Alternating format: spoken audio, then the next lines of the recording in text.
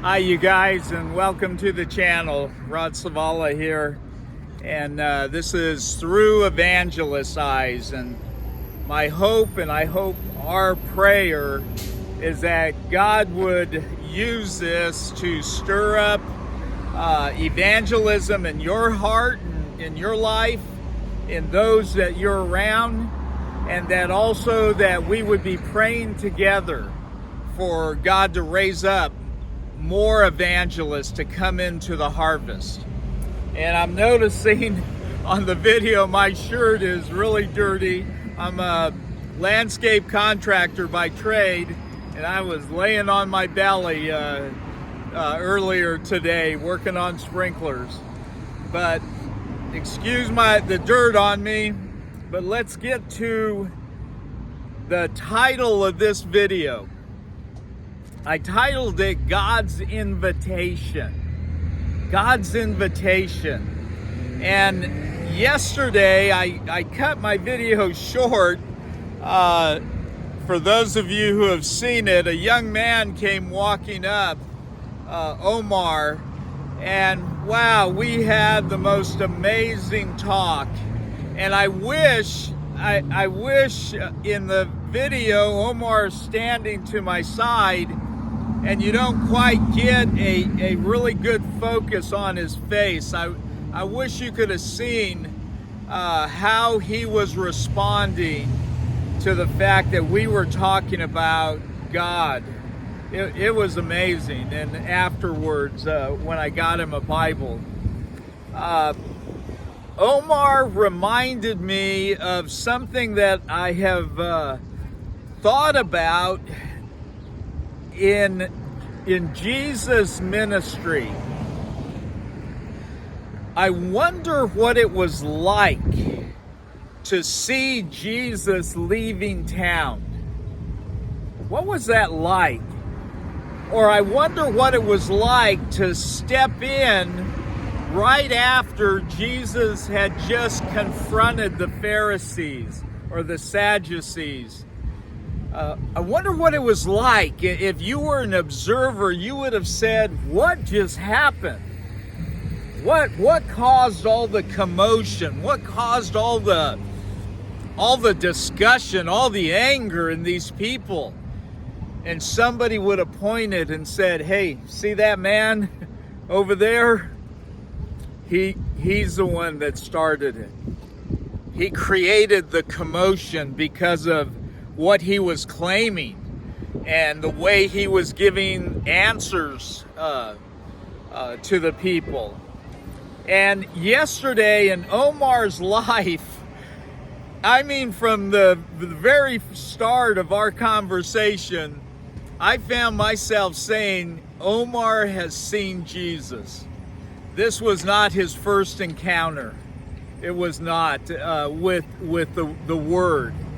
At least God, I want to say you could hear God knocking on Omar's door. It was so obvious. And today we're in Exodus chapter 24. And again, I named this video God's Invitation because God tells Moses to come up the mountain. And again, if you read the narrative, you see he has gone up, he's come down, he's going back up again. And I found it interesting that today in evangelism, that's what we're saying to people. Come up. God is saying, come. God is giving you an invitation to come close to Him. Because someday you're going to stand before Him. And you don't want to stand before Him without His Son. And so now when God gives that invitation, and in Deuteronomy, let me go to, I think I marked it. I hope I did. No, I didn't. Let me try to find it. It's in Deuteronomy chapter 5. Almost there. Hey, how are you? I'm in Deuteronomy chapter 5, verse 24. I thought this was really interesting. 24, you said, behold, the Lord our God has shown us his glory and his greatness, and we have heard his voice from the midst of the fire. We have seen today that God speaks with man. And you know, that really is, again, evangelism, that God has spoken and God has sent his people out to tell others, those who haven't heard, to tell them the good news. You know, this, again, I was planning on saying this yesterday. Perhaps this channel should be called Through God's Eyes.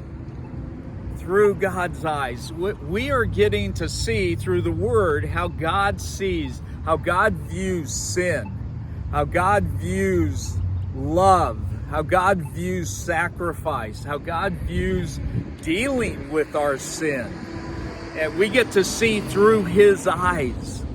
And he's wanting us to tell people there's coming a day that they will stand before God and they will have. Then it won't be by invitation. On that day will be by appointment that you have to stand before him. You know, we ought to be ready. Moses went up the mountain, and I believe on the seventh day,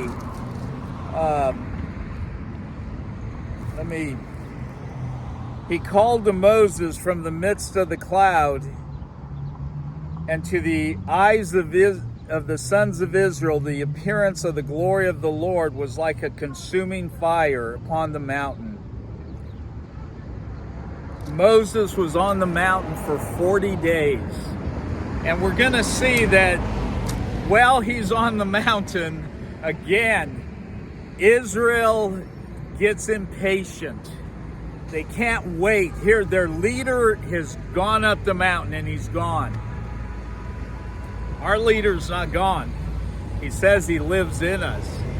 So let's get his gospel in the streets, at your school, at your work, in your neighborhood.